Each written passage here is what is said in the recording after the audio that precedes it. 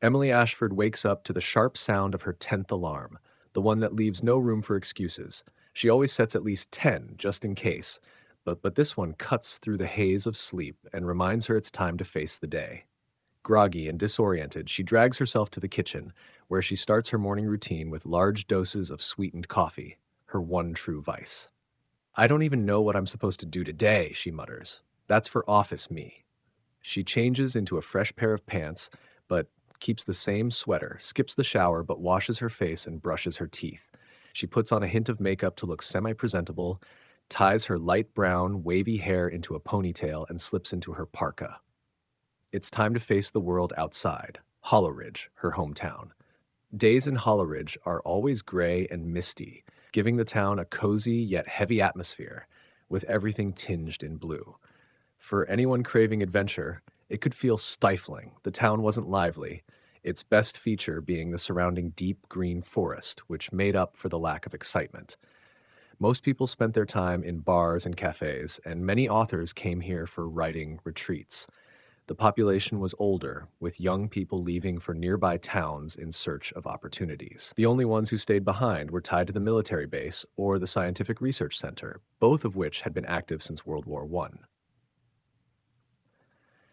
But what truly made Hollow Ridge peculiar were the small details, strange anomalies hidden in the town's records, offbeat first-hand accounts. There were too many inconsistencies to ignore for anyone with a mind that could spot them. For example, the records from 1931 were completely missing. No birth or death certificates, no property transfers, no police reports. It was as if that year had vanished entirely. A historian who once mentioned this simply disappeared not long after. Some travelers reported driving past the same gas station over and over, as if the road kept looping them back into town. If you tuned an old radio, you could catch strange broadcasts, disjointed phrases talking about doors closing soon, always shutting off precisely at 11:07 p.m. Hollowridge was also home to a very specific kind of business. Back to 1974, the publication Emily worked for. The headquarters sat in a half-condemned two-story building on the edge of downtown, wedged between a pawn shop and a bar that never seemed to close. The windows were permanently covered in yellowed newspaper clippings, and the air smelled of cigarette smoke, burnt coffee, and dust. The carpets were stained with footprints from the rain. The office was a graveyard of old computers, all somehow still working, with stacks of unsold magazines scattered about, waiting for someone to organize them. Half the lights flickered, and the other half only worked intermittently. In the center of the chaos was Martin's office, a disaster zone filled with ashtrays, old whiskey bottles, and his half-finished manifestos about government mind control. Martin Lancaster, the founder and editor-in-chief of Back to 1974, was chain-smoking, fast-talking, and rage-fueled. He'd been running the publication for over 40 years, somehow keeping it alive despite being considered unhinged by most of Hollowridge. He wasn't a good businessman, far from it, and he had no ethical standards as a journalist. But there was always a kernel of truth in his theories. Martin operated under the firm belief that the government was out to get him, and he wasn't wrong. He'd been on their list since the 90s.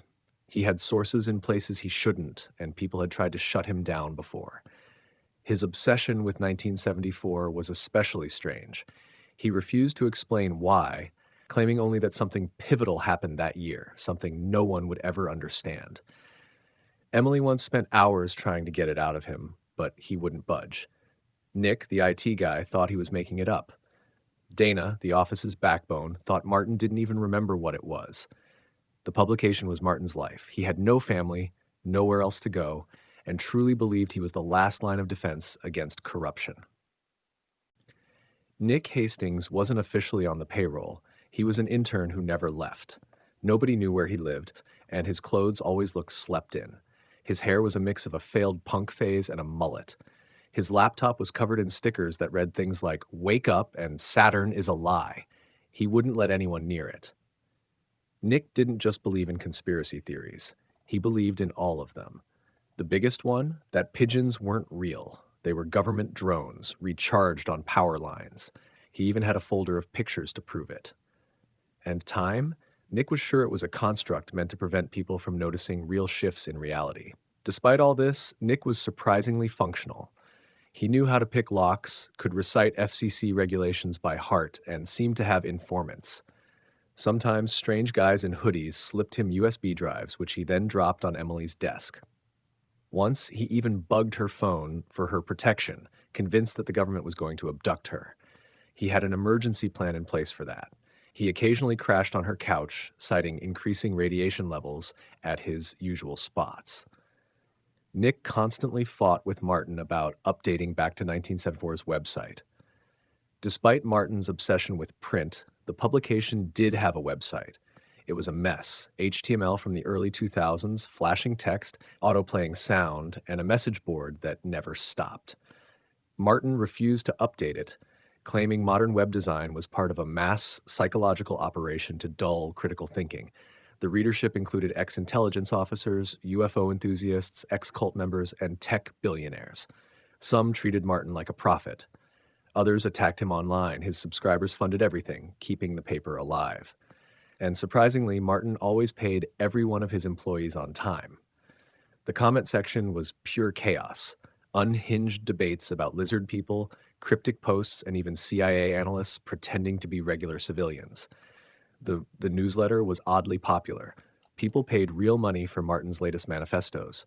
His biggest source of income, aside from online subscriptions, came from the Truth Summit meetups, back to 1974, organized every year in Hollowridge. These gatherings became an underground tourist attraction, filled with intense people who each believed a different version of the truth. The speakers were usually disgraced scientists or former cult members. One year, the FBI showed up. Martin loved it. Dana Stone, the office manager, was the one who organized the meetups. She didn't believe in conspiracies, but she believed in paychecks. She knew the reason the paper hadn't folded was the meetups and online subscriptions. She was in her mid-40s, a single mother, and kept everything running, managing the money, dealing with subscribers, and planning the meetups.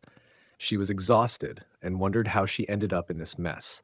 But Martin paid her more than anyone else, covered her rent for a year when her husband left, and though he screamed at her, he would never fire her. Emily sat at her desk, clicking her pen absently as she skimmed the latest draft of an article she already hated. Are there underground tunnels beneath our streets? She sighed and deleted the question mark. There were always tunnels under small towns like this. Bootleggers, smugglers, maybe even a government project. The problem wasn't whether they existed, it was whether anyone cared. That better not be another one of your maybe it's real, maybe it's bullshit pieces, Martin's voice barked from across the office. Emily didn't even look up. It's called journalistic integrity, Martin, but thanks for your concern. Martin stormed over, his coffee always smelling like it had been sitting on the burner all day. Journalistic integrity, he scoffed, taking a loud slurp. That's rich, coming from someone who just wrote a fluff piece on the bakery's new oat milk scones. People like scones, she muttered. People like truth, he shot back. And you're wasting your goddamn talent. That stopped her. Martin never admitted she had talent. He only said she was less incompetent than the interns who'd fled the place, hoping for careers at the New York Times. Flattery, she raised an eyebrow. Are you dying? Martin ignored her and slapped a folder onto her desk. Real story. Follow it. Emily picked it up, flipping through faded documents, old news clippings, blurry photographs, the usual, anonymous sources, government cover-ups. MK Ultra? She asked. Older than that, he grunted. Military experiments, missing people, all linked to the Hollowridge Hotel, stuff that makes official files disappear. She leaned back in her chair. And what exactly am I supposed to do with this? Figure it out, that's why I'm paying you, he said, walking away. Her phone buzzed. A text from Reed, hey, I think we should talk. Her stomach twisted. No, not now. Another buzz. A voicemail from her grandmother's nurse. She'd wandered again. Emily closed her eyes and exhaled. Rain pattered against the window. She glanced back at the folder. Missing people, military experiments, disappearing files, the Hollowridge Hotel, Reed, her grandma, the fucking tunnels. Where the hell should she even start? Let's finish what we started first. She dived back into the tunnel story, hoping to get rid of this dreadful task as quickly as she possibly can, so that she can get back to her other responsibilities and put her entire focus on the Hollowridge Hotel. 6 p.m. end of the day. Emily took a sip of her fifth and final cup of coffee, fully aware it would ruin her sleep and make the morning miserable. But she wasn't in the mood to care about consequences. Her workday was over, and she had managed to crank out her latest piece, one that, surprisingly, Martin had approved. Maybe out of pity. She hit send and published it online. It was just filler, a forgettable article compared to the next one she had lined up. Finally, something real. Something interesting. She hadn't taken this job out of passion. She was broke, rent was due, and someone had to pay for her grandmother's medication. The rest of her family certainly wouldn't. They were the kind of people who drifted in and out of responsibility, well-meaning, but ultimately useless. Her mother, a hoarder in denial, had spent years cocooning herself in clutter ever since Emily's father left when she was a teenager. And her father, well, he had been a decent dad, but a terrible husband, which left Emily feeling permanently conflicted about him. Neither of them was particularly reliable, too caught up in their own sense of victimhood to be of much practical help. It was ironic, really, considering their lives had been relatively stable. The rest of the family wasn't much better. They weren't close, and at this point she didn't expect them to be. The only person who had ever really mattered to her was her grandmother. As a kid, she had spent most of her time in the old, dimly lit house frozen in the 1960s, a place that still felt like home in a way nowhere else did. Her grandmother had been a steady, grounding presence, calm, simple, predictable. And in the mess of emotions Emily had grown up with, that kind of stability had been a lifeline. But now her memory was slipping, and even though she was still physically there, pieces of her were already gone. The walls of that once familiar home felt different now, touched by something Emily didn't want to admit. Most nights, she stayed over, filling in as a caretaker when the nurse, who she could only afford a few nights a week, was off duty. She wasn't sure why she stuck around at Beth's back to 1974. Maybe it was because Martin wasn't controlling. He was difficult, but at least he let her do things her way. Other publications probably would have paid better, but at least here, no one micromanaged her. Not out of trust, but because no one had the time. The place was understaffed, run by a mix of eccentric and mildly paranoid people. It wasn't exactly prestigious, but it worked. For now. And maybe, despite everything, she still wanted to be a real journalist. To write about things that mattered. Maybe that was naive. Maybe it didn't make sense. But she didn't want a career built on empty titles and bylines that looked impressive but meant nothing. She wanted to chase stories that felt real, even if they led nowhere. If she could find something, anything, worth digging into in this dull town, that alone would be a win. She and Martin didn't see eye to eye on much. His anti-authoritarian streak wasn't as deep as he liked to believe. It was more about rejecting control than actually questioning things. He didn't hate lies as much as he hated being lied to. That was the difference between them. She understood that truth wasn't just about exposure. It was about the damage it left behind. It wasn't clean or satisfying. It fractured things, changed people, forced them to deal with consequences they weren't ready for. And maybe that's why she was drawn to it. Or maybe, like everything else in her life, it was just another thing she was holding on to because she didn't know what else to do. She'd been ignoring her phone all day. Too many damn notifications when all she wanted was to focus and get some actual work done, even if, in the grand scheme of things, it might not even matter. But now it was time to face the chaos. 45 missed calls from Reed. Her boyfriend. 15 missed calls from an unknown number. A flood of texts from that same number. What the hell is going on? Emily thought, her stomach tightening. She opened the messages, and with every line she read, a slow, sinking feeling settled in her gut. She didn't see this one coming. Hi, Emily. This is Thalia. I wanted to reach out personally because your boyfriend, our boyfriend, has been cheating on both of us for an entire year.